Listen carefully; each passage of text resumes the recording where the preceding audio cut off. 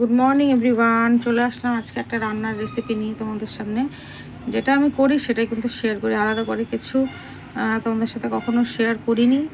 আর ব্লগের শুরুতে আজকে একটা কথা বলে দিচ্ছি যে আমি কিন্তু রান্নাবান্না মনে করো ছোটোবেলার থেকে বিশেষ একটা করিনি। ঠাকুমাই রান্না করতো, আর আমার শাশুড়ি যতদিন বেঁচে ছিল শাশুড়ি রান্না করতো। শাশুড়ি চলে যাওয়ার পর থেকে আমার আসলে রান্নাঘরের জার্নিটা শুরু হয়েছে। তাই রান্নাঘরের জার্নিটা প্রায় আমার 3.5 কি 4 বছরের হবে। তার মধ্যে আমি যেই রান্নাগুলো শিখেছি সেগুলোই তোমাদের সাথে আমি শেয়ার করি। তো এখানে দেখো সকাল সকাল বসে গেছে ছোট্ট হাঁড়িতে ভাত। তোমরা এখন বলতে পারো বা ভাবতে পারো যে ভাতটা কেন ছোট্ট হাঁড়িতে দিদি বসিয়েছে। তার কারণ সকালবেলায় আমি ভাতটা খাই না, আমি দিনে একবারই ভাত খাই। আর হচ্ছে এটা রক্তিমের জন্য। আর বিরাজ তো খেয়ে অলরেডি চলে গেছে সকালে স্কুলে। তো রক্তিম একটু ভাত পছন্দ করে, কোনো কোনো সময় রুটিও খায়। তা রক্তিমের জন্য আমি কি রান্না করেছি দেখো, হেলদি রেসিপি এখানে। এটা রক্তিমকে আমি চেষ্টা করি যে ছোটো থেকে আলু ছাড়া খাবারটা ওদেরকেও দিচ্ছি। হ্যাঁ, তো এখানে আছে কোয়াশ, তারপরে আছে তোমার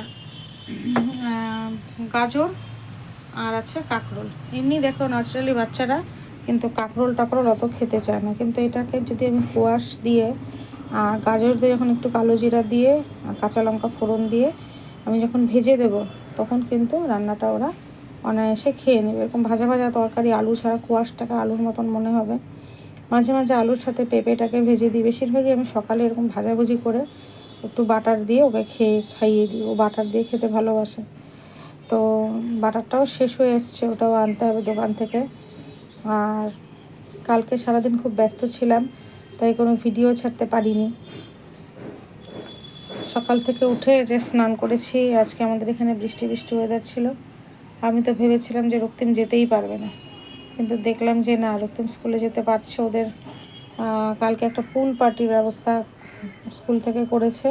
অন্য স্কুলে যেতে হবে, যদি যেতে পারি আমরা, ওয়েদার ভালো থাকে, তাহলে অবশ্যই পুল পার্টির এক্সপিরিয়েন্সটা তোমাদের সাথে কিন্তু শেয়ার করব। যারা আমার চ্যানেলটা খুব আগে থেকে ফলো করো, ইউটিউবের চ্যানেলটা, তারা আগের বছর আমি পুল পার্টিতে অংশগ্রহণ করেছিলাম, সেটার ভিডিও আমার চ্যানেলে তোমরা পেয়ে যাবে।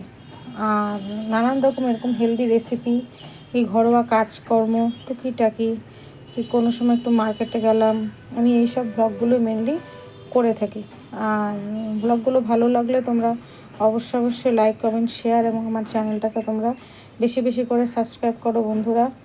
আর যারা নতুন দেখছো আমার চ্যানেলটাকে, তারাও কিন্তু আজকের থেকে আমার চ্যানেলটা সাবস্ক্রাইব করা শুরু করে দাও, লাইক করবে, কমেন্ট করবে। তোমরা কিন্তু বন্ধুরা কেউ কোনো কমেন্ট করো না আমার ভিডিওতে, আমি বুঝতে পারি না।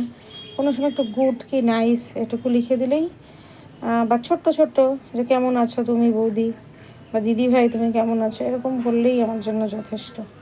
তো চলো, বলতে বলতে দেখো ভাতে কিন্তু উতল চলে আসছে। এখন ভাতটাকে আমাকে সেঁকে দিতে হবে। তো রান্নাটা চটপট করে ফেলি। দেখা হবে আবার অন্য একটি ভিডিওতে অন্য কোনো সময়। Tata, keep smiling always guys.